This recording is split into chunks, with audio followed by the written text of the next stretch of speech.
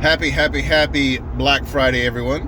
I am running extremely late to catch a flight here in Houston. I'm heading out to Greensboro, North Carolina, and then grabbing an Uber out to Winston-Salem. There is, I believe it's the second or third largest wrestling convention of the year, called WrestleCade this weekend, and I have a ton of, higher end cards to get signed. And I woke up this morning, I had 2 alarms set. I woke up this morning to my leave the house alarm. I don't ever remember hearing my wake up alarm. So we're starting this trip off by running late, which is not good, especially on a major holiday weekend. So we will see what happens. If you know me, I cannot stand running behind or being late. So this is not the greatest way to start this trip off. So stay tuned. Okie doke, we made it. We're running about 5 minutes behind, which isn't the end of the world. Thank God I took such an early flight. My flight leaves at 6 in the morning. So it's 4:05 right now. Oh, dude, making up that much time on the freeway is not something that I like to do. If you ever rode around with me, you know I'm normally a 5 over type of guy. That was not the case this morning. So haven't had any coffee. Still trying to wake up here. I was in bed about 30 minutes ago. So we made it though.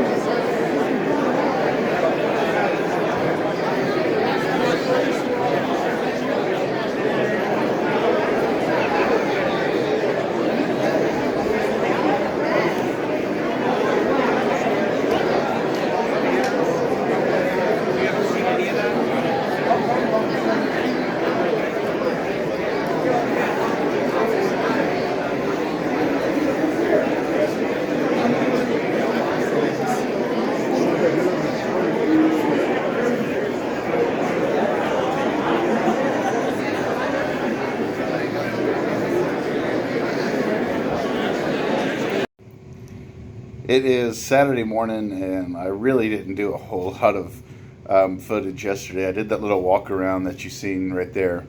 But yesterday was pleasantly crowded. It was busy, but it wasn't busy enough that you couldn't get around and do what you wanted to do. I was able to meet Ted DiBiase for the first time, which was kind of a letdown. Not the whole don't meet your heroes because they'll let you down thing. It was just really, really quiet and really, really to himself, which I can respect that. And then the way they had these tables set up, it was just a gauntlet of guys that I was trying to get items signed. From him, I went to Jimmy Hart, and then we did Ron Simmons, and then Lex Luger. So within 30-40 minutes of being in the place yesterday, I was able to knock out so many of the guys I needed, which was awesome. I think there's 10 people I need to get today, which that's double than I did yesterday. So I also have a flight I'm catching this evening. So it's a busy, busy day. let's see what else. Sorry about the lighting. I just sat down in my hotel room and found a place to shoot a video real quick, and so this is what you get. Really cool. I met a guy named Jared yesterday. So Jared, if you're watching this, awesome to meet you. Great guy. He's also a member of the Slab City Facebook page. And man, we talked shop for a while. It's like we talked shop for like 30 minutes. We said our goodbyes, and something happened, and like within 5 minutes we were talking again in a different part of the conference room, which I thought was hilarious. But it was really fun. Really fun. My hotel, Embassy Suites, is, I mean, immediately across the street. I mean, you really can't get any closer. And really cool so far. Just ate breakfast. Seen Brutus the Barber Beefcake down there. Seen Ricky Morton and his son, Kerry Morton, were both down there eating breakfast. Of course, you don't bother those guys while they're doing that, but it is cool to see them out and about. So the word on the street is Saturday is insane. And I guess that's kind of like it is at the National, which if you're watching my channel, you might be used to that. I can't imagine it's going to be nowhere near that than the National. But they say it's extremely busy and extremely packed. So we will see what that means. I don't know if I'm going to be able to do a day 2 video. Day 2 might be at my house. I might be doing the video there. So we'll see. I'm just kind of doing this video for me. So if I ever want to do this again in the future, I can kind of watch the video and see what I thought of it. So let's get our day started. Hopefully we'll do another walkthrough video today and see some different wrestlers that we didn't see yesterday.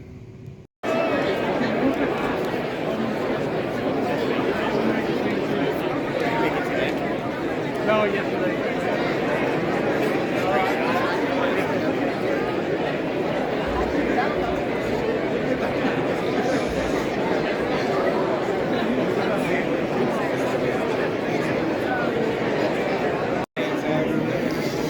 Okay, day 2. I think the story of day 2 was definitely the Hardy Boys line.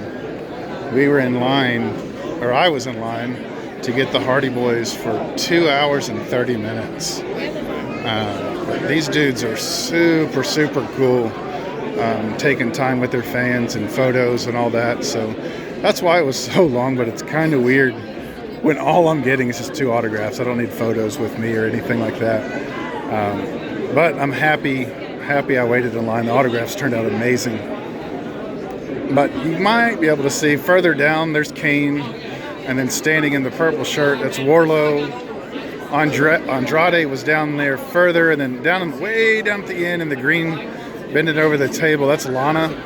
I think she goes by CJ Perry now. But super cool. This line for these dudes is just insane, man.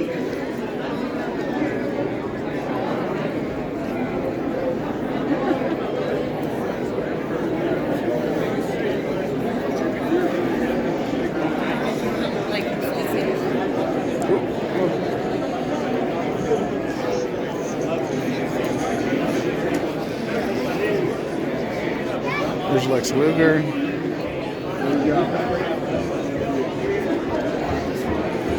There's Ricky Steamboat.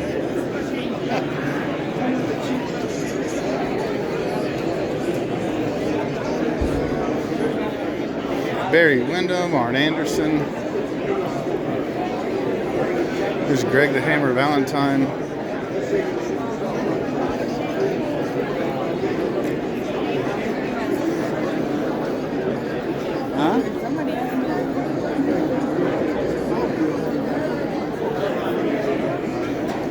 Greg, the Hammer Valentine. We'll be leaving soon.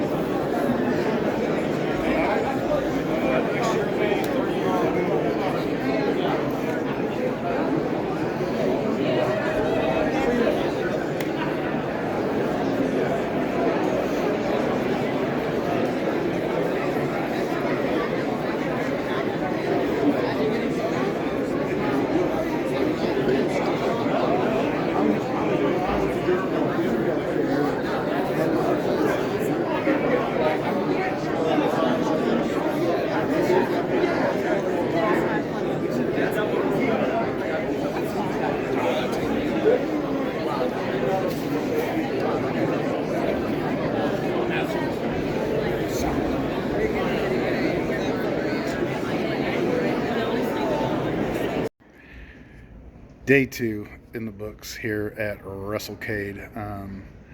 This was awesome, man. This was really, really fun. It's something that I would do again. I don't think I necessarily need to do it every year.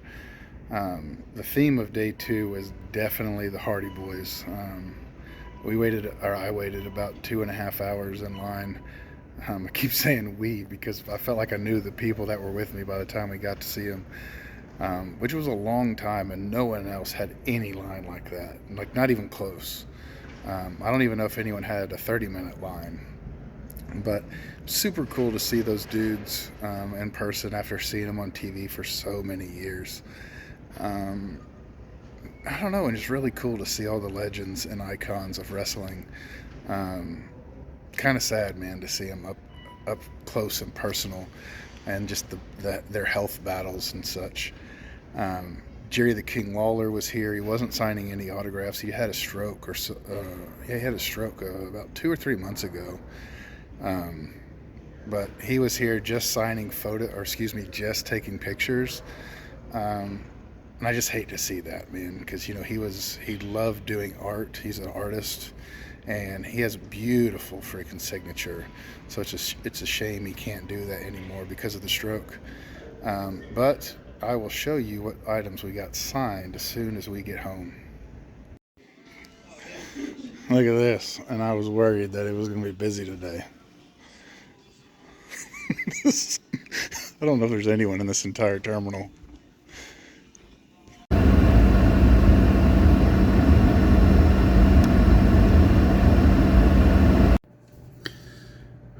We are back home. That was quite a 2-day stretch, man. So I guess this will be kind of like my Day 2 recap and overall recap. Overall, I had an absolute freaking blast at WrestleCade. Is it something I would do again? Yes. Is it something that I need to do every year? No. Surprisingly, as you've seen maybe in that one clip, the airports was awesome. Like, I thought the airports were going to be insane with it being Thanksgiving weekend, but that just wasn't the case. Even when I left Houston Hobby on Friday morning, granted it was 6 in the morning, it was easy breezy. I didn't wait in any lines or TSA lines or anything like that. Went right through. That was kind of good. That was one of my biggest concerns going into the weekend was, man, these airports are going to be insane, and I just don't know if I want to be in it. That was debunked for sure.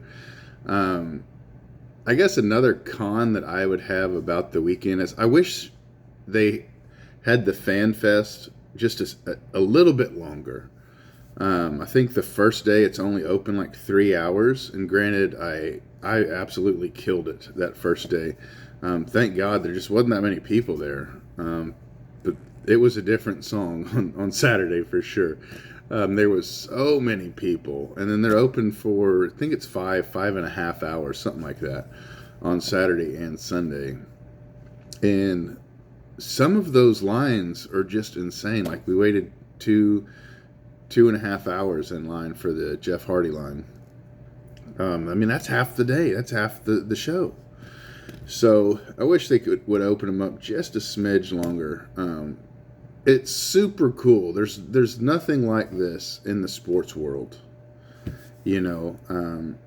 I'll try to put it into perspective of a sports world of what you expect or what you can expect when you walk into one of these wrestling conventions, and I'll do it with the Astros. Okay, so let's say there was an Astros fan fest here in Houston, and you walked into this banquet room, and there's 50 tables all the way around this room, and you got Craig Biggio at a table, and Bagwell at a table, and Altuve at a table, and Derek Bell at a table, and Tony Eusebio, and the big stars and the little stars, and so on and so forth. And some of them brought themselves there, meaning they're just a vendor, they're a dealer themselves, and you negotiate prices with them. It's not really a negotiation. They tell you what the price is.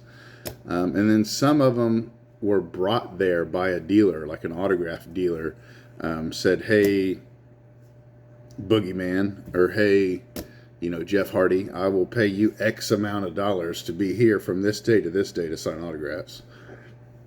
And then when that happens, the promoter then sets the price of the autograph.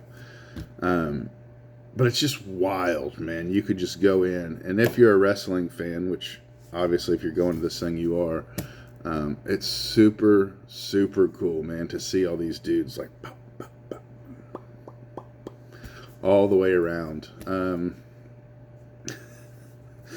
I'll say it doesn't necessarily bring out the best crowds. There were some crazy people there, man, and to each their own. You know what I mean? To each their own. But there was some characters there for sure, to say the least.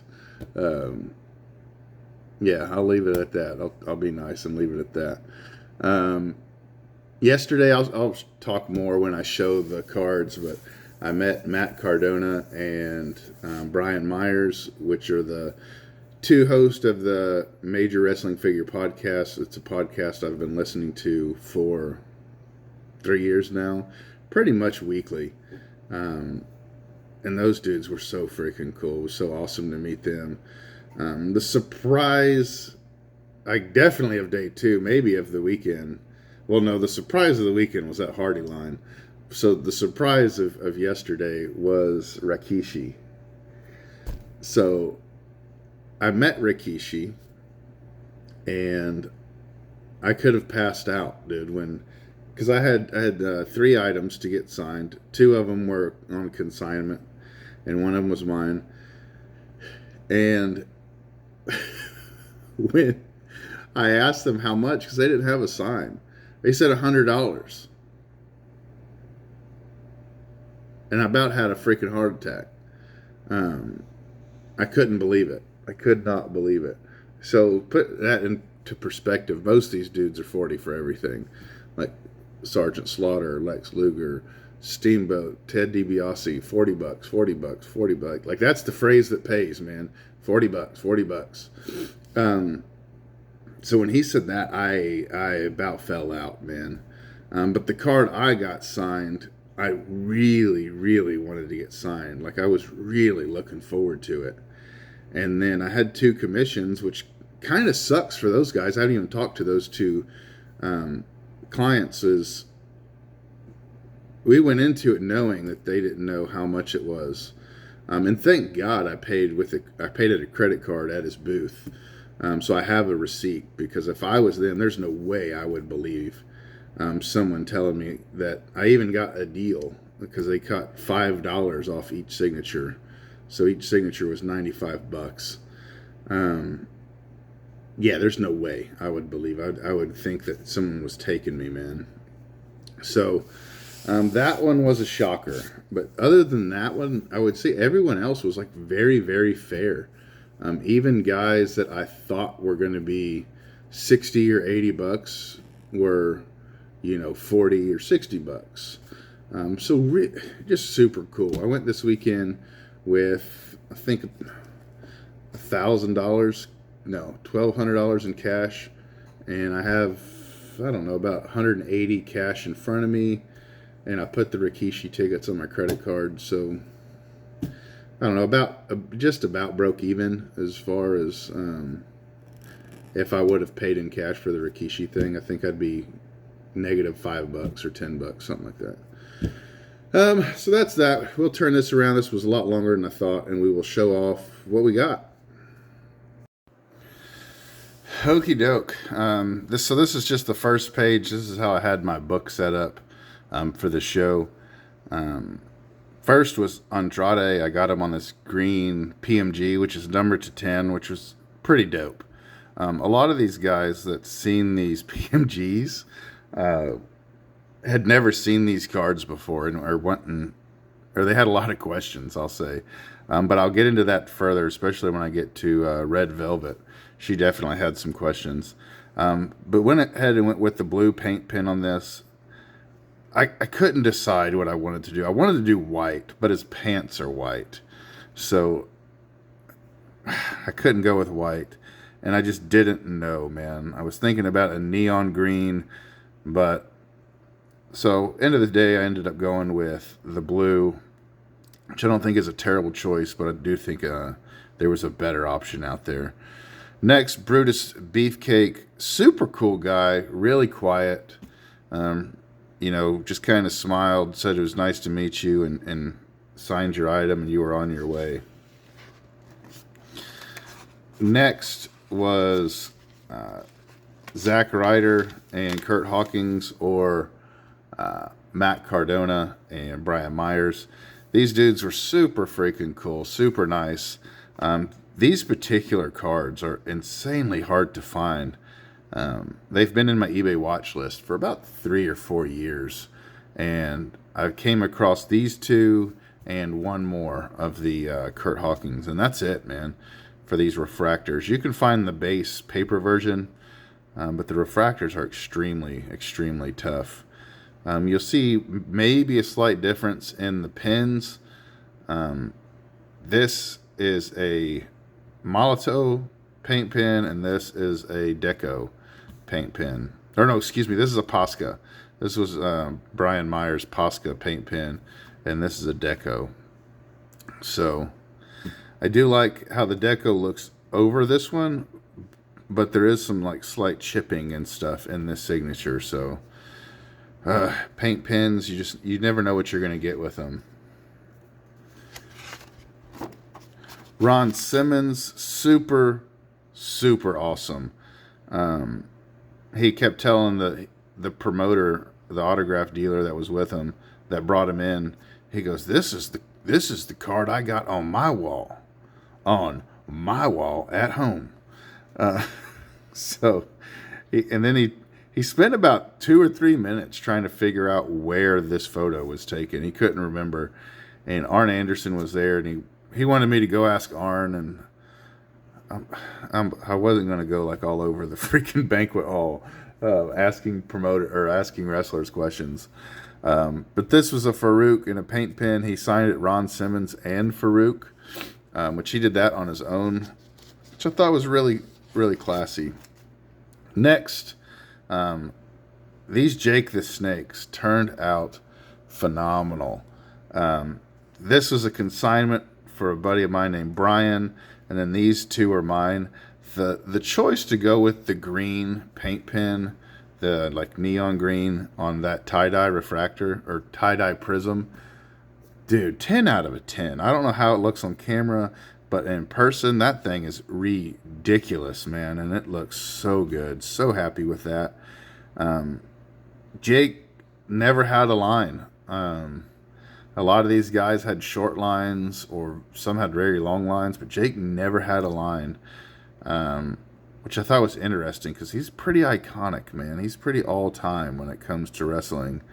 It kind of blew my mind. I will say he was a crotchety old man, pretty grumpy, pretty no-nonsense, kind of like let me sign your shit and be on your way.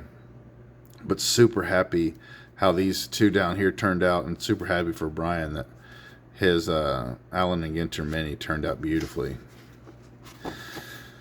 Next, I finally met Ted DiBiase. The old adage, don't meet your heroes. He was he was an extremely nice guy. Just very, very quiet. Very pleasant. I don't know what I was expecting, but we weren't exactly doing like high fives and stuff to each other. But these three are mine. Went with the orange Molotov on this Tiger Prism. Turned out spectacular. And then this was the last two Wrestling All-Stars that I had that were not signed. I think if anybody, I don't think I have any more that aren't signed. I'd have to check though. And then this right here was a consignment. Next, Lex Luger. Man, this card right here was kind of the first card that I bought for WrestleCade weekend, and it was in my in-basket for many, many months. This thing, I just love it. I don't know what it is about the image or the design of the card.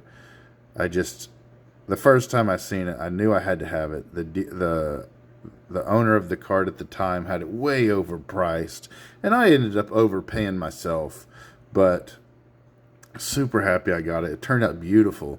with that white paint pen.